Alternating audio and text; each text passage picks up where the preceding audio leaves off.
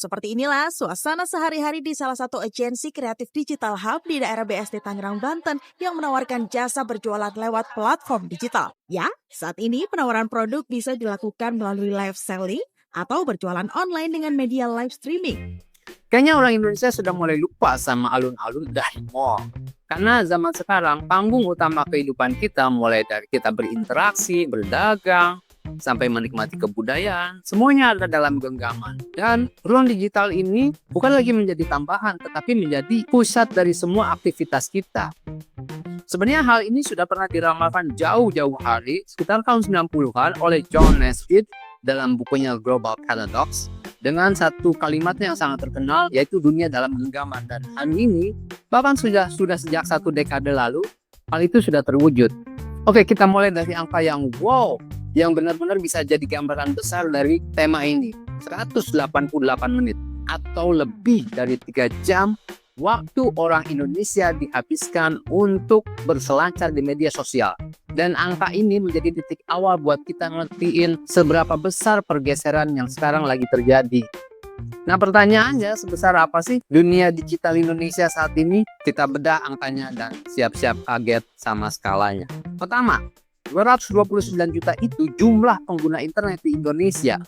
Coba dibayangin, itu setara dengan seluruh populasi di Brazil. Semuanya online, hidup dan berinteraksi di dunia maya. Artinya apa? Artinya lebih dari 8 dari 10 orang yang kita temuin di jalanan itu terkoneksi ke internet. Ini bukan lagi soal barang mewah, tapi udah kayak kebutuhan pokok. Sama pentingnya kayak air, listrik, buat sebagian besar dari kita. Nah, ini yang paling seru nih. Dari sekian banyak pengguna internet itu, 180 juta diantaranya aktif di media sosial. Ini negasin bahwa ada satu hal yang penting sekali, yaitu bahwa buat orang Indonesia, online itu ya sama artinya bersosialisasi. Internet itu tempat buat catch up sama orang lain, buat nyambung sama orang lain. Tapi tunggu dulu ya, koneksi internet belum merata loh di seluruh Nusantara ini. Di Jawa penetrasinya sudah 85%, tapi di Maluku, Papua masih di bawah 70%. Nah, kesenjangan ini artinya peluang ekonomi dan akses informasi dari dunia digital itu belum dirasain sama rata oleh semua saudara kita. Oke, dengan waktu sebanyak itu, lebih dari 3 jam sehari perhatian kita, itu tuh sebenarnya lari kemana aja sih? Nah, disinilah pertarungan antar platform digital dimulai. Dan pertarungannya ketat banget. Lihat aja ini. TikTok sama WhatsApp cuman beda 1 menit aja buat ngerebutin waktu kita setiap harinya. Ini duel seru antara dua jagoan platform hiburan global versus aplikasi chat personal. Dan dua-duanya sama-sama kuat. Bahwa pengguna itu nggak cuma setia sama satu platform loh. Perhatian mereka tuh kesebar kemana-mana. Seberapa pecahnya? Nah, angka ini menjawab semuanya. Rata-rata orang Indonesia itu punya akun aktif di lebih dari 5 platform media sosial. Bukan milih satu, tapi pakai semuanya. Buat brand atau pemasar, ini target banget.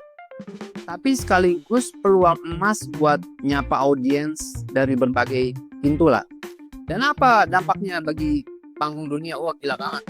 Indonesia itu konsisten masuk 5 besar dalam jangkauan iklan YouTube, TikTok, Facebook, dan Instagram. Kita bukan lagi pasar sampingan, tapi sudah jadi pemain kelas kakap di dunia periklanan digital global. Nah, semua waktu dan perhatian ini tentu aja nggak cuma-cuma. Sekarang kita lihat bagaimana jutaan menit itu dikonversikan menjadi miliaran rupiah, dan gimana media sosial merevolusi total cara kita berbelanja. Dulu kan kita kalau mau cari barang kan nge-googling. Sekarang kita nemu barang pas lagi nge-scroll medsos. Lihat deh datanya. Kalau digabungin iklan sama komen di medsos, itu sekarang udah hampir nyaingin Google sebagai tempat kita nemuin produk baru. Dan ini pergeseran yang fundamental banget. Jadi intinya simple, rasa penasaran kita itu udah nggak lagi dimulai dari ngetik di Google, tapi dari nge-scroll feed di Instagram atau TikTok. Ya, media sosial udah menjadi mesin pencari versi baru. Artinya apa? Seluruh perjalanan belanja yang awalnya lucu juga ini barang, terus ngecek komen untuk melihat review, sampai akhirnya beli. Semuanya bisa kejadian tanpa harus keluar dari aplikasi. Dan total nilainya luar biasa sekali, hampir menyentuh angka 15 miliar dolar. Itu sekitar berapa ya? Sekitar 230 triliun. Kebayang nggak itu angka lebih besar dari produk domestik bruto dari beberapa negara. Jadi medsos itu bukan hanya sekedar etalase, tapi sekarang dia sudah mall digital raksasa.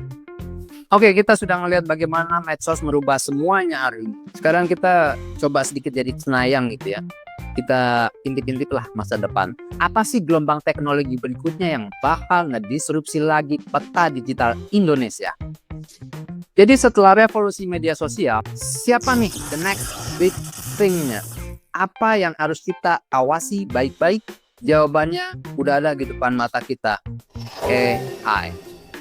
AI atau kecerdasan buatan ini bukan lagi di film-film futuristik itu loh. Tiap hari kita udah pakai, cuman mungkin kita nggak sadar, dan kita akan semakin ketergantungan kok sama AI kalau kita produktif. Dan adopsinya tuh cepet banget. Fakta bahwa sudah lebih dari sepertiga orang Indonesia menggunakan ChatGPT itu nunjukin banget antusiasme kita sama era baru ini. Tapi ini bukan sekedar chatbot buat nanya-nanya ya. Coba bayangin AI yang nggak cuma lagi nunggu perintah nantinya, tapi bisa proaktif ngambil inisiatif sendiri, dan itu yang disebut dengan agentic AI. Teknologi ini bakal total merubah cara kita ngobrol sama brand. Jadi nanti itu bukan hanya sekedar transaksional seperti yang kita rasakan sekarang ini, tapi dia akan benar-benar ngertiin apa maunya kita. Coba bayangin, bagaimana kita nggak konsumtif, kita sangat dimanja oleh perilaku AI itu nantinya. Jadi kalau kita tarik benang merah dari semua data ini, kesimpulannya cuma satu. Buat ngerti Indonesia modern, ekonominya, masyarakatnya, budayanya, ya kita harus ngertiin media sosialnya. Udah nggak bisa dipisahin lagi. Nah, ini akhirnya akan membawa kita ke satu pertanyaan besar yang harus kita renungkan. Kalau alun-alun, pasar, ruang diskusi kita sudah pindah semuanya ke dalam satu aplikasi, gimana ya cara mendefinisikan ulang arti jadi warga negara di sebuah negara yang sudah benar-benar digital ini, di dunia yang sudah benar-benar digital ini? Coba deh kita pikirin bareng-bareng.